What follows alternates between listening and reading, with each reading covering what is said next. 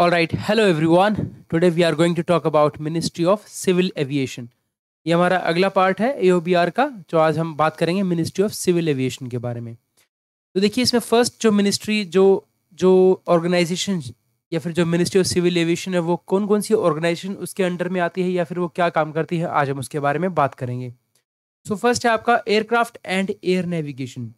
तो जितने भी एयरक्राफ्ट है या फिर एयर नेविगेशन है वो उसके मिनिस्ट्री ऑफ सिविल एविएशन के अंडर में आता है। प्रोविजन ऑफ एरोड्रोम्स, एरोड्रोम्स मतलब होता है आपका small airports which are use mainly by private planes, तो वो भी मिनिस्ट्री ऑफ सिविल एविएशन के अंडर में आता है।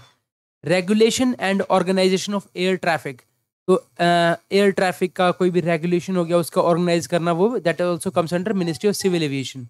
एंड ऑफ एरोड्रोम्स, और जितने भी एरोड्रोम्स है उसके बारे में। Excepting sanitise control of air navigation, except मतलब इसके अलावा, किसके अलावा, कि जो सैनिटाइज कंट्रोल है एयर नेविगेशन का। अब सैनिटाइज कंट्रोल यहाँ एक वर्ड है, सैनिटाइज कंट्रोल का मतलब होता है कि जो भी क्लीनलीनेस, जो एयर नेविगेशन से जो भी क्लीनलीनेस या फिर जो कोई भी हैजार्ड ना हो उस चीज़ से उसको इसके सिवाय जो है that comes under civil aviation. ठीक है।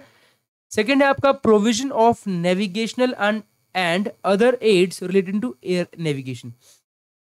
कुछ कुछ ऐसी प्रोविजंस हैं किस किस के, नेविगेशन से रिलेटेड एंड अदर एड्स, और जो भी अदर जरूरत होती है एयर नेविगेशन से related that also comes under civil aviation.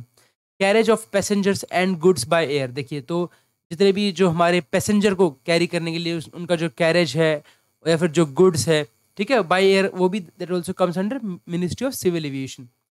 Development of commercial aero related manufacturing and its ecosystem, तो कमर्शियल जितना भी एरोप्लेन से रिलेटेड, जितना भी एयर से रिलेटेड जो भी मैन्युफैक्चरिंग है कमर्शियली भी, ठीक है, और उसका जो पूरा इकोसिस्टम है that is also developed by civil aviation. Issuing of technical licences certificates approval for the use of civil aircraft, so जितने भी टेक्निकल लाइसेंसेज जो इशू किए जाते हैं, सर्टिफिकेट, अप्रूवल, ये सब सिविल एयरक्राफ्ट के लिए, तो that is done by civil aviation.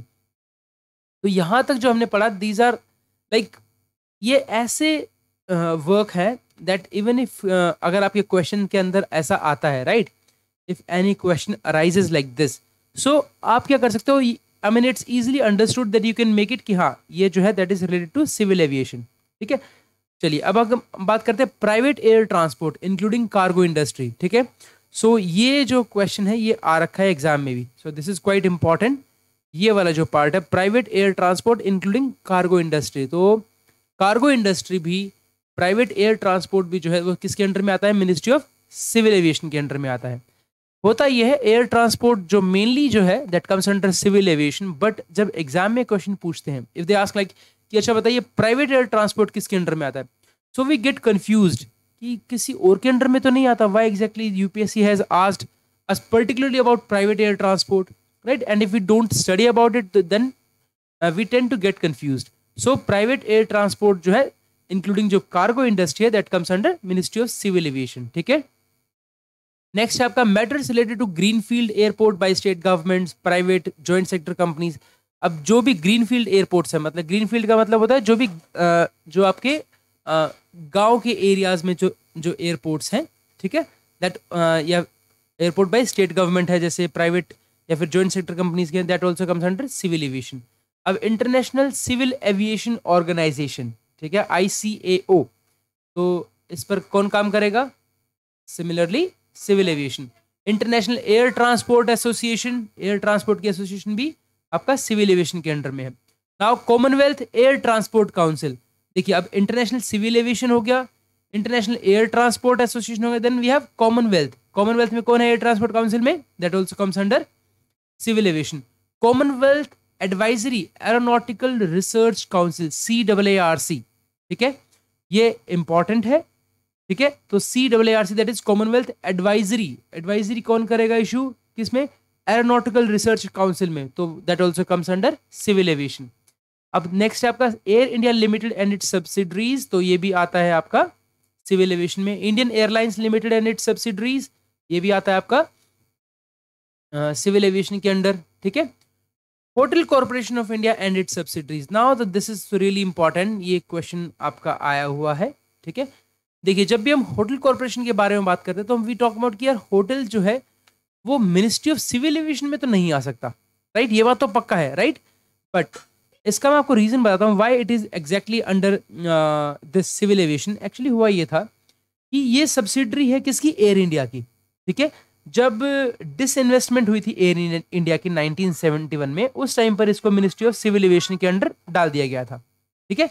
जब एयर इंडिया की डिसइन्वेस्टमेंट हुई, ठीक है, उस टाइम पर एयर इंडिया के ये सब्सिडरी था एयर इंडिया का, ठीक है? 1971 में जब डिसइन्वेस्टमेंट हुई एयर इंडिया की, उस टाइम के बाद इसको मिनिस्ट्री ऑफ सिविल एविएशन के अंडर मतलब क्योंकि एक्सक्यूज मी, देखिए जो हमारा जो एयर इंडिया है, जब 1971 में जब एयर इंडिया के डिसइन्वेस्टमेंट हुई, तो उस टाइम पर जो होटल कॉर्पोरेशन ऑफ इंडिया है वो जो था वो दैट वाज अंडर एक सब्सिडरी है एयर इंडिया की। तो अब एयर इंडिया की जब डिसइन्वेस्टमेंट हुई तो उसकी सब्सिडरीज किसके पास जाएंगी? वो ऑटोमेटिकली सिविल एविएशन के अंडर में आ गई, ठीक है? तो इसलिए ये होटल कॉर्पोरेशन ऑफ इंडिया जो है वो that comes under civil aviation. तो this is really important. Next है आपका commission of railway safety. This is really important कि जो रेलवे सेफ्टी है, रेलवे की जो सेफ्टी है, ये किसके अंडर में आती है? अब कोई भी अगर पूछेगा तो railway safety that comes under, आप रेलवे बोलेंगे, no, but this is important कि जो रेलवे सेफ्टी है ये भी किसके अंडर में आता है? ये भी आता है आपका सिविल एविएशन के अंडर में। इसका रीजन क्या है? देखिए जो रेलवे अथॉरिटी है, रेलवे जो बोर्ड है ना, वो इंडिपेंडेंट है, ठीक है? और जो रेलवे अथॉरिटी है वो चाह रहे हैं कि रेलवे सेफ्टी है उसको रेलवे बोर्ड से अलग रखा जाए ताकि सेफ्टी में कोई भी कॉम्प्रोमाइज ना हो, ठीक है? इसीलिए इसको मिनिस्ट्री ऑफ सिविल एविएशन के अंडर रखा गया है, ठीक है? इसका रीजन क्या है? देखिए जो बोर्ड का जो काम है, बोर्ड जो है, जो रेलवे बोर्ड है, वही अगर मान लीजिए वही रेलवे अगर चलाएगा और वही अगर सेफ्टी इश्यूज पर या फिर कुछ एक्सीडेंट वगैरह है तो उसको इंस्पेक्ट करेगा तो अपने आप को बचाएगा ना। तो वो चीज़ ना हो सके इसलिए एक रेलवे कमीशन बनाई गई थी रेलवे सेफ्टी की। तो अब रेलवे सेफ्टी को अगर हम मिनिस्ट्री ऑफ रेलवे के अंडर छोड़ देंगे तो वो तो ऑटोमेटिकली उसके अंडर हो गई, ठीक है? वो तो फिर मतलब निष्पक्ष नहीं हो पाएगी ना, राइट? तो इसीलिए वो जो तो ये जो इंस्पेक्शन का जो काम है ये जो है रेलवे बोर्ड के अंडर में ना रहे, इसीलिए जो कमीशन ऑफ रेलवे सेफ्टी है that comes under ministry of civil aviation, ठीक है? नेक्स्ट है आपका एयरपोर्ट अथॉरिटी ऑफ इंडिया। अब एयरपोर्ट अथॉरिटी ऑफ इंडिया जो है AAI, ये किसके अंडर में आती है? दैट इज एयरपोर्ट अथॉरिटी है। तो एयरपोर्ट हमारा एरोड्रोम से जितना भी है that comes under civil aviation. Pawan Hans helicopters limited, Pawan Hans जो है वो किसके अंडर में आता है? Helicopter limited, that comes under civil aviation. अब नाउ DGCA, बहुत आपने सुना होगा, director general of civil aviation, तो ये तो ऑटोमेटिकली ही आ गया आपका। Then we have Indira Gandhi Rashtriya Udan Akademi, किसके अंडर में आएगा? Civil aviation. Bureau of civil aviation security, ये किसके अंडर में आएगा? आपका civil aviation. Implementation of treaties and agreements related to any of the matters specified in the list, तो कोई भी ट्रीटीज है, कोई भी एग्रीमेंट्स है इससे रिलेटेड, तो किसके अंडर में आएगा? आपका सिविल एविएशन के अंडर में आएगा। Administration of the aircraft act 1934, किसके अंडर में? Civil aviation. And then we have administration of airport authority of India act 1994, ये भी किसके अंडर में आएगा? ये भी आपका सिविल एविएशन के अंडर में आएगा। तो अगर हम इतना सब कुछ जानने के बाद अगर हम पूछे कि which of these are 4 important points, जो कि इसमें से आपको निकल के आता है, these are the 4 important points that comes under it, ठीक है? ये 4 इंपॉर्टेंट है आपके लिए।